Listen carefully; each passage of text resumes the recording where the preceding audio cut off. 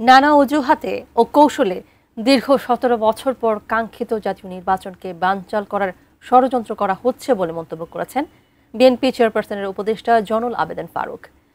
সকালে রাজধানীর জাতীয় প্রেস ক্লাবে বিএনপির ৪৭তম প্রতিষ্ঠা বার্ষিকী উপলক্ষে স্বাধীনতার ঘোষণা ও বহুদলীয় গণতন্ত্র শীর্ষক আলোচনা সভায় এই মন্তব্য করেন তিনি।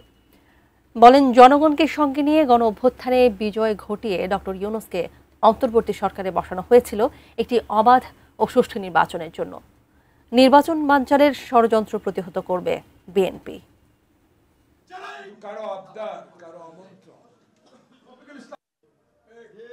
একদিকে পিয়ার না হলে নির্বাচনে যাবো না, আর একদিকে গণভোট না হলে নির্বাচনে যাবো না। ৩০০ প্রার্থী কিন্তু ডিক্লেয়ার করে মসজিদে মসজিদে শুরু করে দিচ্ছে, ঘরে ঘরে শুরু করে দিচ্ছে। বেহেশতে নিয়ে যাব যদি দাঁড়িপাল্লারে ভোট দাও।